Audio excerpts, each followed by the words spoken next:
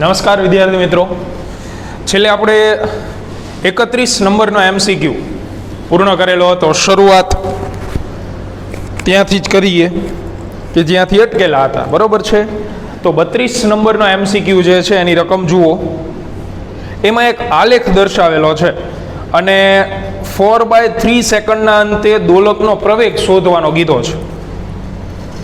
32 નંબરના MCQમાં આપણને આલેખ દર્શાવીને આપેલો છે. આલેખ છે સ્થાનાંતર વિરુદ્ધ સમયનો.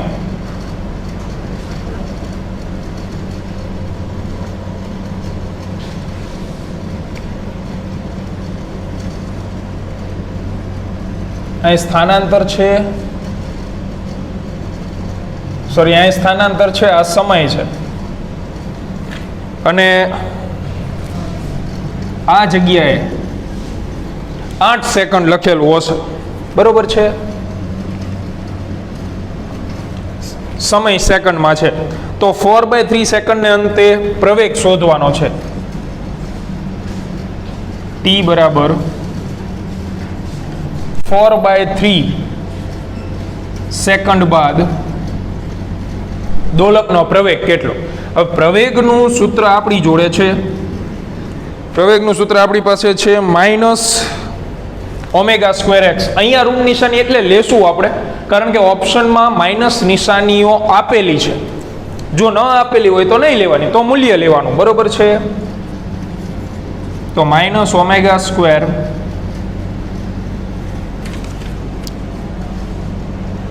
y, અહીંયા y લખજો. કદાચ x આપ્યું હોય તો x લખો, તો કોઈ વાંધો નથી, y લખો ને, બરોબર છે. તો ω² y સમીકરણ નંબર 1. હવે ઓમેગા અને y રિયા એ અલગ અલગ સેપરેટલી શોધી લેવાના છે એટલે જવાબ મળી જાય. તો પહેલી વસ્તુ તો ઓમેગા શોધવા માટે ઓમેગાનું સૂત્ર જે છે 2π/t. તો આલેખ આપણને એટલા માટે આપેલો છે કે આલેખ ઉપરથી તમે યોગ્ય માહિતીનો ઉપયોગ કરી શકો. તો આલેખની અંદર તમને દેખાય છે કે એક દોલન પૂર્ણ ક્યારે થાય છે? 8 સેકન્ડ પછી, બરોબર છે. 8 સેકન્ડ થાય એટલે એક દોલન પૂરું થઈ જાય છે. એટલે એનો મિનિંગ એવો થયો કે 8 સેકન્ડ રહ્યો એ આવર્તકાળ છે. પરંતુ આલેખ પરથી આવર્તકાળ બરાબર 8 સેકન્ડ અને તેથી કોણીય આવૃત્તિ ઓમેગા બરાબર લખાય 2π/8 which is equal to π/4 radian પ્રતિ સેકન્ડ. ચાલો, ઓમેગા મળી ગયું આપણને. હવે સ્થાનાંતર મેળવવું પડે. તો મિત્રો, સ્થાનાંતરનું સૂત્ર આપણી પાસે છે a cos ωt + ϕ. પણ અહીંયા ધ્યાનથી જુઓ તો આલેખ કયા વિધેયનો હોય એવું દેખાય છે. ક્યાંથી સ્ટાર્ટ થયો છે આલેખ? શૂન્યથી. તો જ્યારે શૂન્યથી આલેખ શરૂ થતો હોય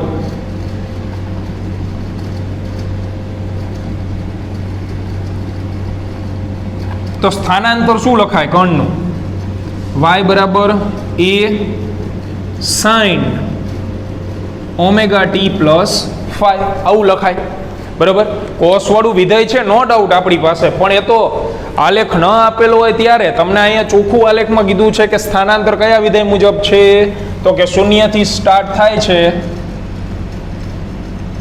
એટલે સાઇન વક્ર હોય એટલે સ્થાનાંતરમાં સાઇન આપણે મૂકી દીધું. તો ગઈકાલે વાત થઈ હતી પ્રારંભિક કળાનો ઉલ્લેખ ન હોય ત્યારે કેટલી લઈ લેવાની છે?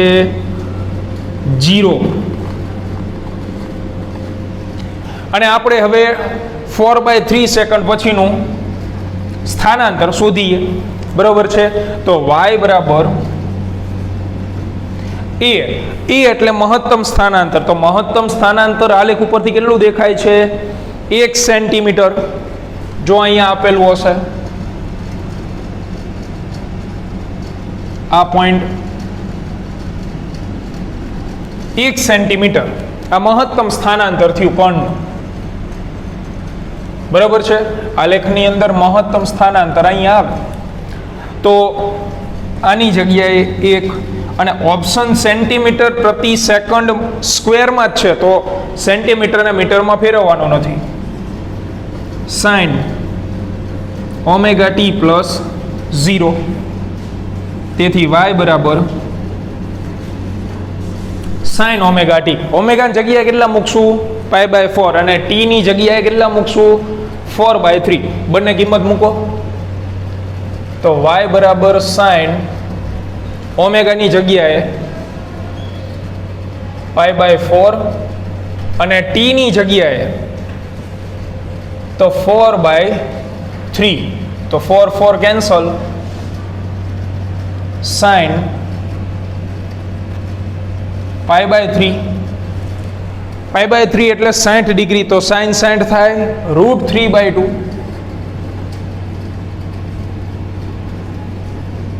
તો √3/2 સેન્ટીમીટર. આ આપણને 4/3 સેકન્ડે કણનું શું મળે છે? સ્થાનાંતર. ચલો, બંને સેપરેટલી આપણે શોધી લીધું. સમીકરણ 1 માં કિંમત મૂકો એટલે જવાબ તૈયાર. તેથી a બરાબર માઇનસ ઓમેગા સ્ક્વેરની જગ્યાએ π/4² અને y ની જગ્યાએ √3/2. That will be equal to ચોકો ચોકો 16, 16 દુ 32 માઇનસ √3π² અપોન 32 સેન્ટીમીટર પ્રતિ સેકન્ડ સ્ક્વેર. ઓપ્શન બી જવાબ આવે. ત્યાર પછી 33 નંબરનો MCQ.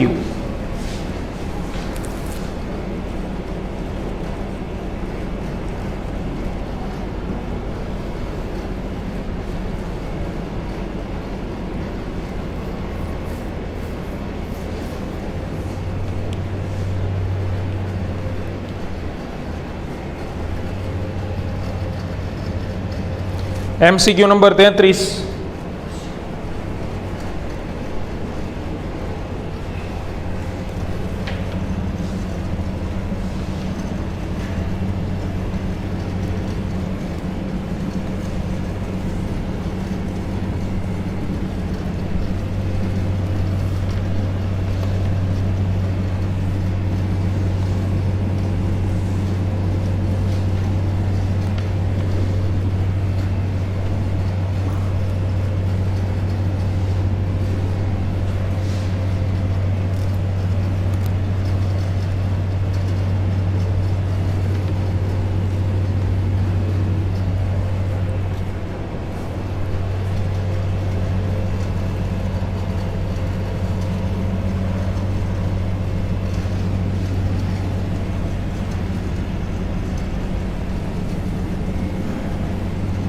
તો 33 નંબરનો MCQ જુઓ.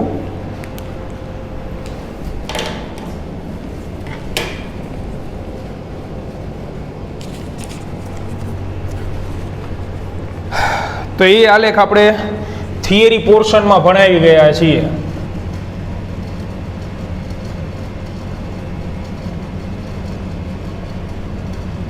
ફેરબુકની અંદર ઓલરેડી આપણે આલેખ દોરાવેલો જ છે અને કીધું તું 8 આનાવાળી ચોકલેટ જેવો આલેખ આવે, બરોબર છે. તો એવા બે આલેખ છે, ઓપ્શન એ અને ઓપ્શન બી. તો ઓપ્શન બી એ સાચો આલેખ થાય.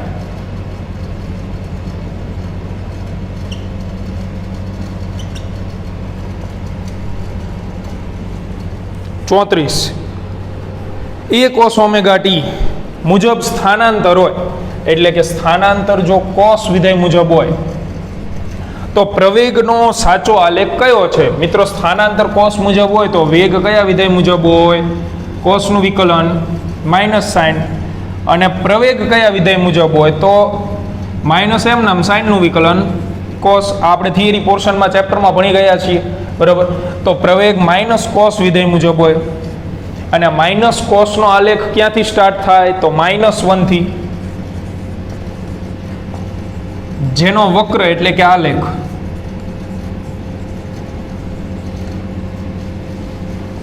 -1 થી શરૂ થાય, બરોબર છે. તો -1 થી શરૂ થતો હોય એવો ઓપ્શન છે બી. ત્યાર પછી 35 નંબરનો MCQ એને સોલ્વ કરીએ આપણે, બરોબર છે. 35 નંબરનો MCQ સોલ્વ છેલ્લે કરીએ એ પહેલાં વચ્ચેના જે નાના નાના MCQ છે એ પહેલાં સોલ્વ કરીએ. 36 નંબરનો જોઈ લો. તો MCQ નંબર 36માં શ્રેણી સમાંતર જોડાણનો ઉપયોગ કરવાનો છે આપણે. એટલે આ તો હવે આવડે એવી માહિતી જ છે.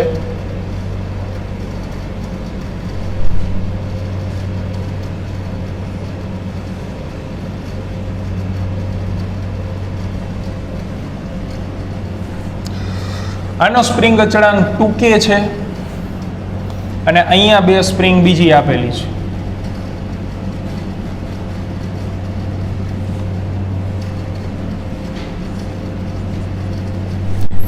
જેનો સ્પ્રિંગ અચળાંક K અને K છે. આ રીતે છે. તો હવે શ્રેણી સમાંતર જોડાણ આપણે ભણી ગયા છીએ બહુ વ્યવસ્થિત રીતે. તો ચોખ્ખું કહી શકાય કે આ બંને સ્પ્રિંગો જે છે એ સમાંતરમાં છે.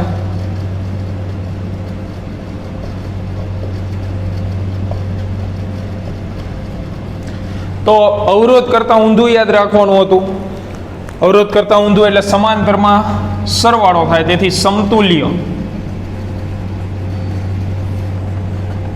સ્પ્રિંગ અચળાંક અથવા તો બળ અચળાંક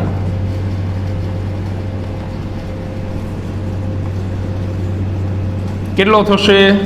તો કે K વત્તા K ઇક્વલ ટુ 2K. તો આકૃતિ હવે કેવી બની જશે?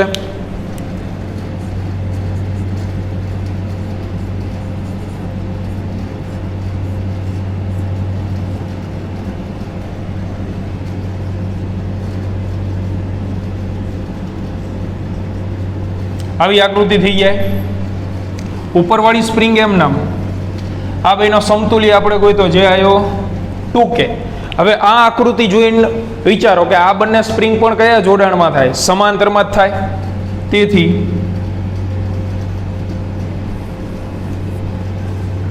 અહીં પણ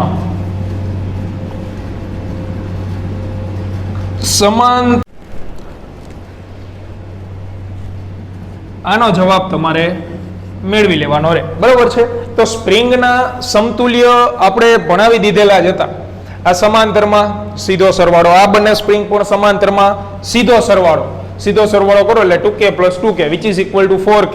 આવર્તકાળ કીધું હતું તો આવર્તકાળનું સૂત્ર T = 2π√m/ સમતુલ્ય બળ અચળાંક એટલે 4K. કિંમત મૂકો એટલે જવાબ આવી જાય, બરોબર. ત્યાર પછીનો પણ એ જ રીતનો છે 37 નંબરનો MCQ. જો ઝડપ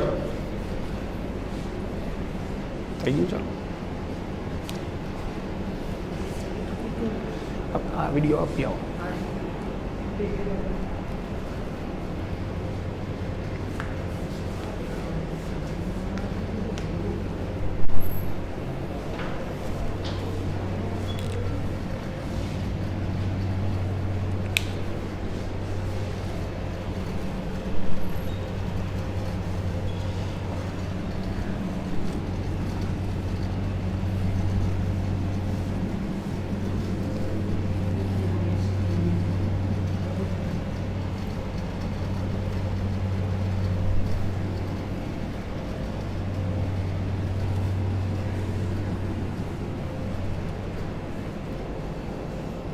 તો આનો આવર્તકાળ ગોતવાનો છે.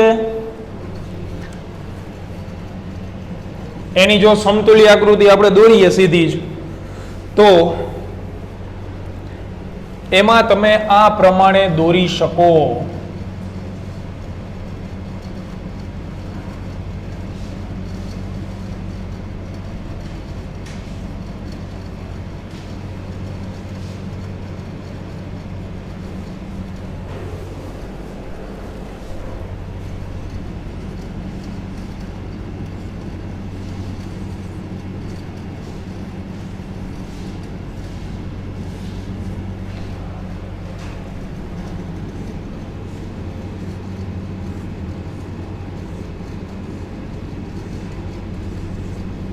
આ રીતે એ જોડાણ તમને જે આપેલું છે એને તમે આમ દોરી શકો. દરેકના બળ અચળાંક કે જ છે. હવે જો આ બંને સ્પ્રિંગની તમે વાત કરો તો આ બંને સમાંતર જોડાણમાં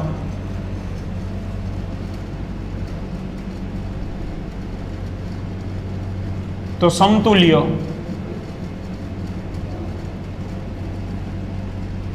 કે વત્તા કે એટલે 2k. સેમ આ બંને પણ સમાંતર જોડાણમાં એટલે સમતુલ્ય પાછું 2k. તો સ્પ્રિંગ હવે આના પછીનું જોડાણ જે બને એ આ પ્રકારે થઈ જાય. હવે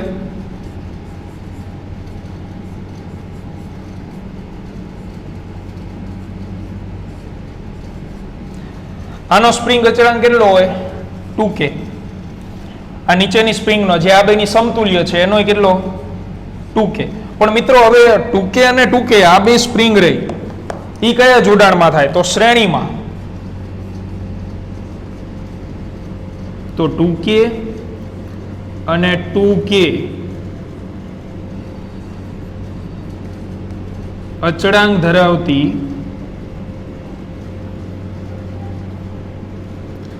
સ્પ્રિંગો શ્રેણીમાં ગણાય અને શ્રેણીમાં ગણાતી હોવાથી સમતુલ્ય.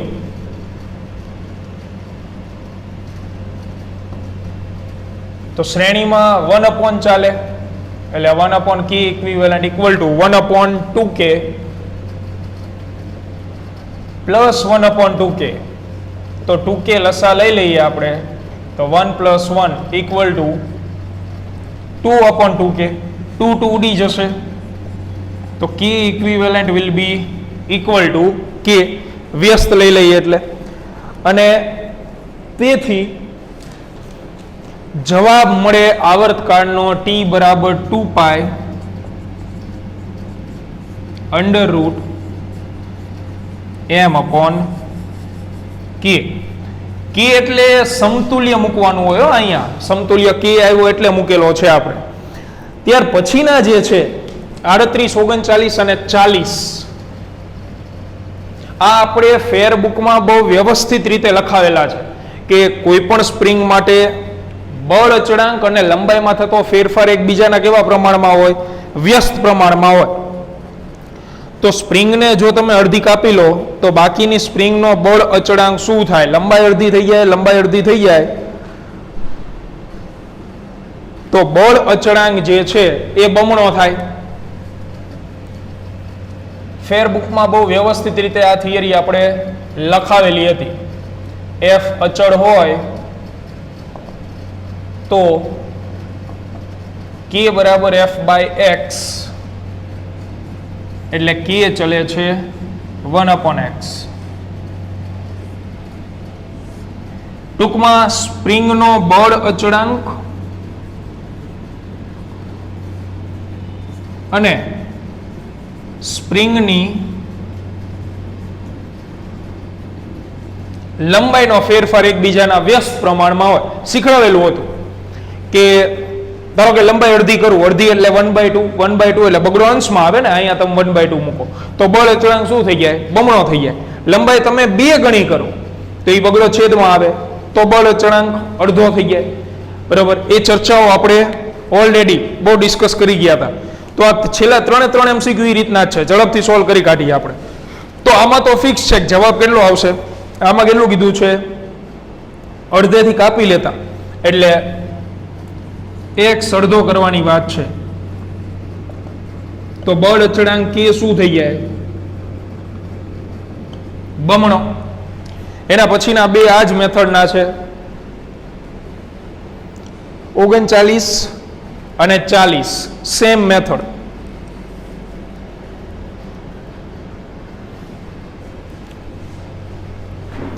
સેમ ટ્રીકથી. બરોબર.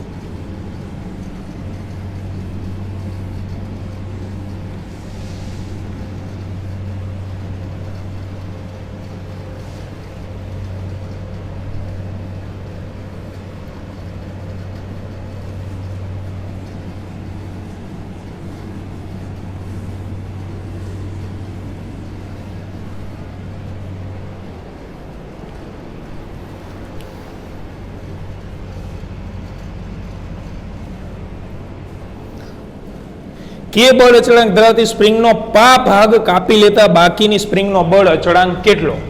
તો પહેલી વસ્તુ તો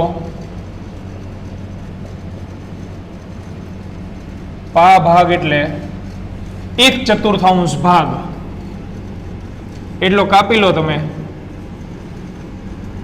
તો બાકી વધતો ભાગ ઇક્વલ ટુ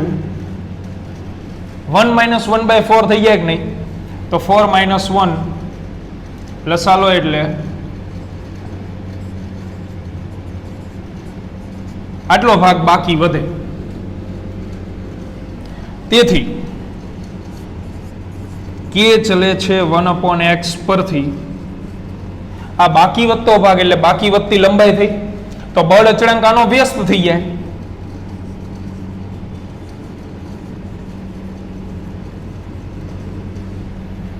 નવો બળ અચળાંક 4k/3 આના કરતા ઊંધો, લંબાઈનો જે ફેરફાર હોય એના કરતા વ્યસ્ત આવે, તો 4k/3. અને લાસ્ટ MCQ 40, નરમ અને કડક સ્પ્રિંગ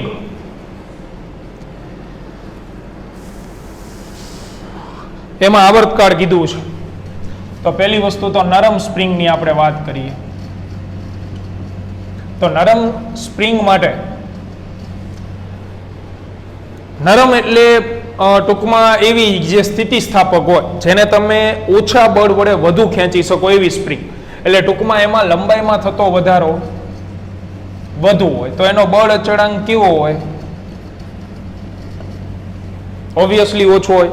તમે નરમ સ્પ્રિંગને વધારે ખેંચી શકો, લંબાઈ વધારી ઘટાડી શકો ઝડપથી, તો બળ અચળાંક જે છે એ ઓછો જ રહેવાનો, કારણ કે કે ચલે છે 1/x.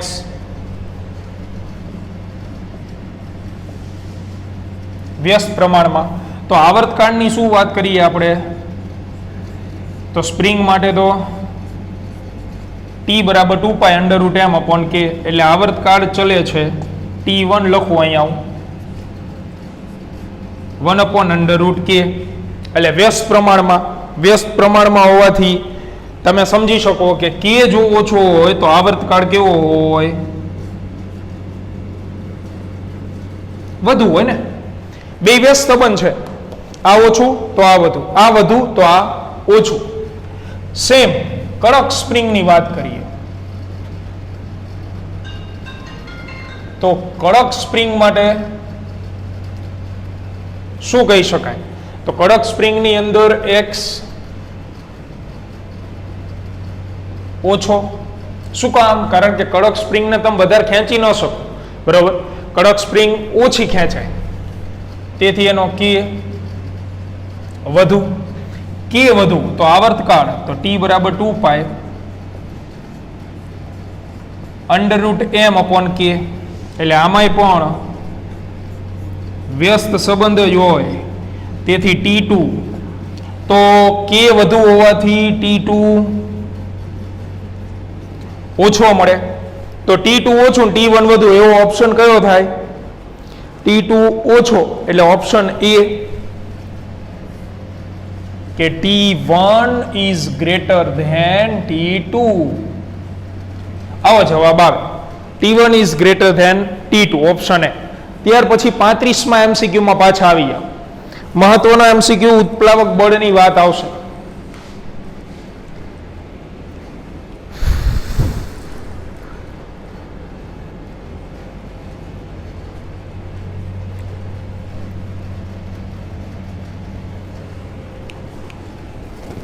MCQ number 35.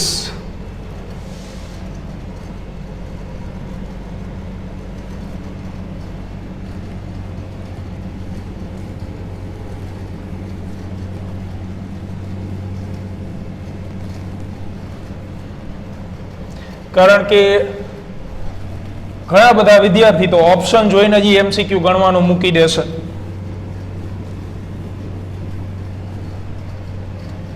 બરોબર છે? એટલે MCQ નો ડાઉટ સહેલો જ છે, પણ ઉત્પ્લાવક બળ વિશેની માહિતી તમારી પાસે હોવી જોઈએ. તો એમાં કીધું છે કે L લંબાઈને M દળ ધરાવતા એ આડછેદનું ક્ષેત્રફળ ધરાવતા સમાન નળાકારને તેની લંબાઈ શિરોલંબ દિશામાં રહે, શિરોલંબ એટલે ઊભી, તેમ દળ રહિત સ્પ્રિંગ વડે લટકાવેલ છે અને સિગ્મા જેટલી ઘનતા ધરાવતા પ્રવાહીમાં અડધો ડૂબેલો રહે તેમ લટકાવેલો. એટલે એક નળાકારને આપણે સ્પ્રિંગ વડે લટકાવવાનો છે અને એ નળાકાર પાછો પાત્રની અંદર અડધો ડૂબેલો રાખવાનો.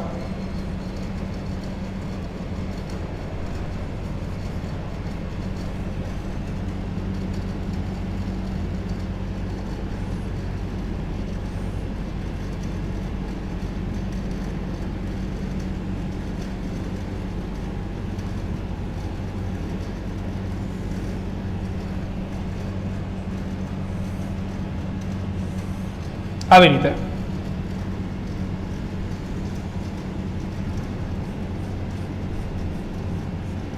આડછેદનું ક્ષેત્રફળ એ છે, લંબાઈ L છે અને અહીંયા એક પાત્ર મૂકી દઈએ આપણે.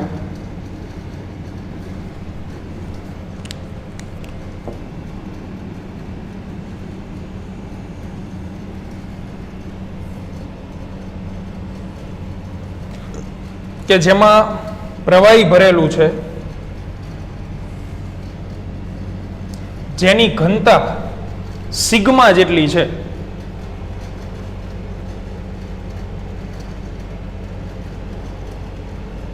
અને આ પાત્રની અંદર નળાકારનો અડધો ભાગ જ ડૂબેલો રાખવાનો છે.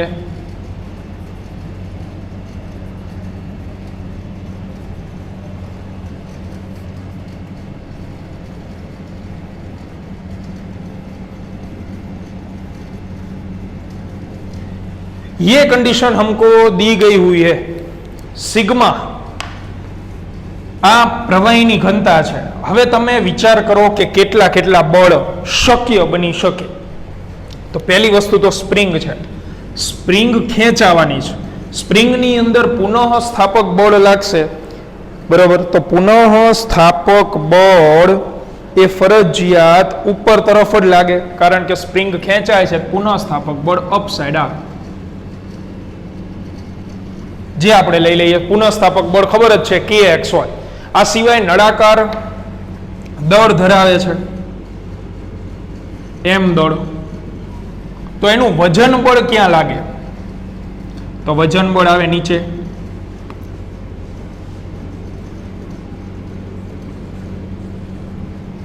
mg. આ સિવાય ત્રીજું અને નવું બળ કયું લાગે? તો પેલી કાગડાવાળી વાર્તા તમે સાંભળેલી હોય કે કુંજાની અંદર પથ્થર નાખે એટલે પ્રવાહીનું સ્તર ઊંચું આવે. તો કેટલું પ્રવાહી ઉપર આવતું? જેટલા પથ્થર નાખે એટલા જ. ટૂંકમાં કહેવાનો મિનિંગ, કોઈ પણ પ્રવાહી ભરેલા પાત્રમાં તમે દળ ધરાવતો પદાર્થ નાખો તો જેટલું પદાર્થનું દળ હોય એટલું જ પ્રવાહી ઉપરની સાઈડ આવે, એના કરતાં વધારે નહીં અને એના કરતાં ઓછું નહીં. તો ઉપર આવેલું પ્રવાહીનું વજન બળ આપણે ધ્યાનમાં લેવું પડે. આ પ્રવાહીની સપાટી ઉપર આવશે, કારણ તો નળાકારનો આટલો ભાગ ડૂબેલો છે. આટલો એટલે કેટલો ભાગ? તો કે L/2 લંબાઈનો ભાગ. કેટલો? L/2. આટલી લંબાઈનો ભાગ અંદર ડૂબેલો છે. તો હવે આ પ્રવાહી વડે ઉત્પ્લાવક બળ લાગશે. પ્રવાહી વડે શું લાગશે? ઉત્પ્લાવક બળ.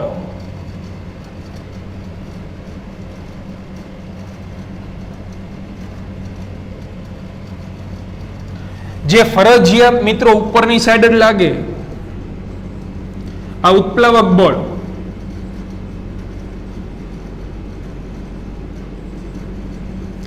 હવે ઉત્પ્લાવક બળ આપણે શોધવાનું છે કેટલું હોય. તો ઉત્પ્લાવક બળ મિત્રો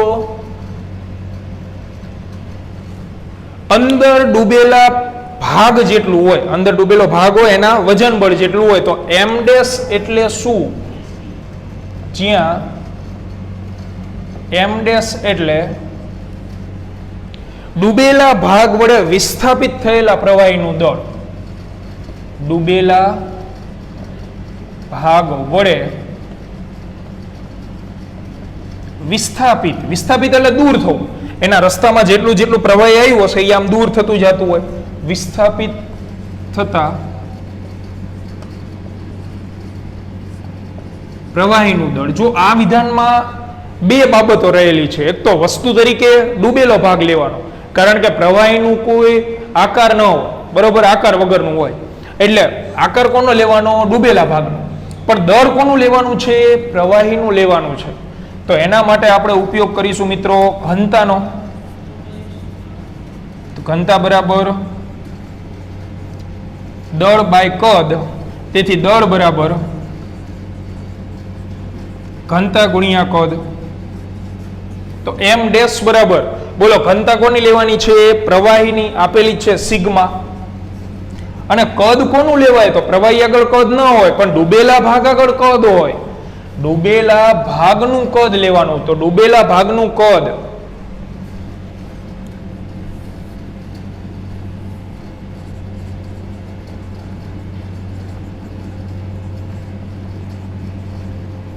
ડૂબેલા ભાગનું કદ, બોલાનું કદ, તો લંબાઈ ગુણ્યા આડછેદનું ક્ષેત્રફળ એ ઇન્ટુ એલ બાય 2. એને જ કદ કહેવાય. ક્ષેત્રફળ ગુણ્યા લંબાઈ, મીટર ઘન, બરોબર છે. તો આ તમને મળી જશે ડૂબેલા ભાગનું દળ. અને જી વડે ગુણો એટલે ઉત્પ્લાવક બળ મળે. તો ઉત્પ્લાવક બળ sigma A L G by 2. હવે આકૃતિ ઉપરથી ફ્રી બોડી ડાયાગ્રામ મુજબ તમે વિચારો તો ઉપર તરફ લાગતા બળ જો હું ધન લઉં તો kx વત્તા ઉત્પ્લાવક બળ, તો નીચે તરફ લાગતું બળ ઋણ લેવું પડે, તો માઇનસ mg ઇક્વલ ટુ 0. શોધવાનું શું કીધું છે આમાં તમને? સ્પ્રિંગની લંબાઈનો વધારો. આ સામેની સાઈડ જવા દો, કિંમત મૂક દો. kx બરાબર આ mg અહીં આવતું રહે. ઉત્પ્લાવક બળ એ સામેની સાઈડ, તો માઇનસ ઉત્પ્લાવક બળ એની જગ્યાએ sigma A L G by 2. બરોબર છે. હવે આમાંથી x ગોતવાનો, તો k છેદમાં જવા દો સામેની સાઈડ, દરેક પદના છેદમાં mg by k minus sigma A L G by 2k. આ k અહીંયા લઈ ગયા આપણે સામે દરેક પદના છેદમાં. હવે આવો ઓપ્શન આપણને આપેલો નથી, તો બિલકુલ મૂંઝાવાનું નહીં મિત્રો. ઓપ્શનમાં mg અપોન k એમને કોમન કાઢી નાખેલું છે. ઓપ્શન તમે જુઓ ને તો mg બાય k દરેક ઓપ્શનમાં કોમન છે. હવે mg બાય k કોમન કાઢવું હોય તો g અપોન k તો કોમન નીકળે, પણ દળ નથી નીકળતું. તો એના માટે શું કરશો તમે? આને m વડે ગુણીને m વડે ભાગી દો, ઓપ્શન મુજબ જવાબ લાવવા માટે. હકીકતમાં અહીંયા દાખલો પૂર્ણ થઈ ગયો, જવાબ આવી ગયો, પણ ઓપ્શન મુજબ નથી આવતું, તો mg અપોન k કોમન કાઢવા m વડે ગુણીને m વડે ભાગી નાખ્યા આપણે. હવે mg બાય k કોમન કાઢો, તો અંદર વધશે 1 માઇનસ આ m તો નીકળી ગયો, સિગ્મા એ એલ જી પણ નીકળી ગયું, છેદમાં બગડો વધશે, કે કોમન નીકળી ગયો અને m વધશે. તો આવો ઓપ્શન હોય એ જવાબ થાય. બરોબર. એમસીક્યુ બહુ સરસ મજાનો છે. ઉત્પ્લાવક બળ તમને આઈડિયા આવવું જોઈએ, જે તરલનું મિકેનિક્સ ચેપ્ટર આખું ભણી ગયા છો તમે, એટલે કદાચ બની શકે કે થોડી ઘણી ખબર પડે. બાકી એમસીક્યુ બહુ સરસ મજાનો. અને જે છેલ્લે મેં તમને કીધું હતું કે ભાઈ ઘન અને વર્ગ વાળા જે એમસીક્યુ છે, સાઇન ઘન સાઇન વર્ગ, બરોબર, તો એની પણ એક નોંધ હું તમને લખાવી દઉં.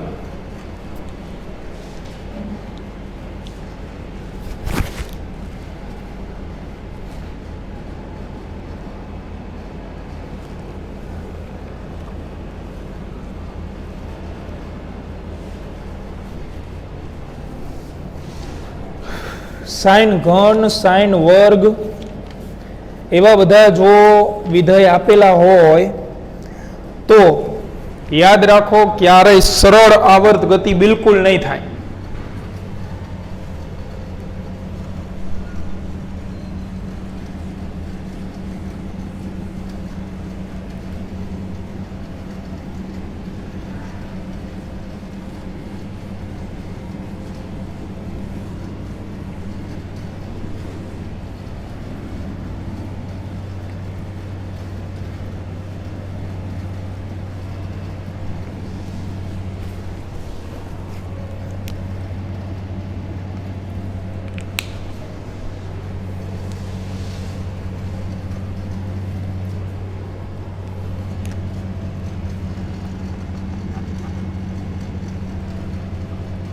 સાઈન વર્ગ કોસ વર્ગ સાઈન ઘન કોસ ઘન આવા કોઈ પણ વિધેય આપેલા હોય તો એની એક નાનકડી એવી શોર્ટકટ છે, એ સીધી મગજમાં ફિટ જ કરી દો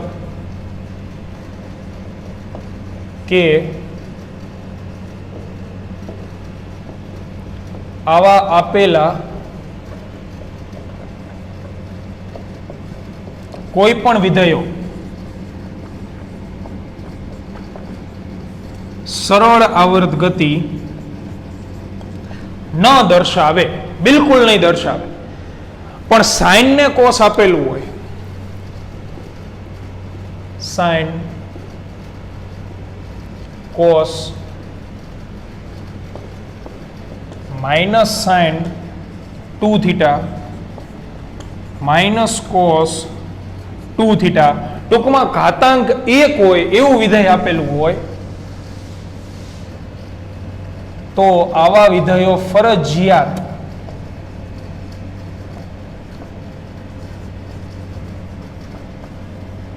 સરળ આવર્ત ગતિ જ દર્શાવે. ટૂંકમાં સિંગલ ઘાતાંક હોય તો વિધેય સરળ આવર્ત ગતિ દર્શાવશે, ખૂણાઓ 2 થીટા 3 થીટા ડઝન્ટ મેટર હોઈ શકે, પણ વર્ગ અને ઘન જોઈ જાવ તો સરળ આવર્ત ગતિ બિલકુલ દર્શાવશે નહીં. તો અહીંયા ચેપ્ટરનું JEE નીટ આપણું પૂર્ણ થાય છે. જે વર્ગ ઘન વાળા MCQ હતા એમાં શોર્ટકટ મુજબ તમે એપ્લાય કરી શકો. નેક્સ્ટ લેક્ચરથી આપણે તરંગો ચેપ્ટરની શરૂઆત કરીશું, ચેપ્ટર નંબર 15.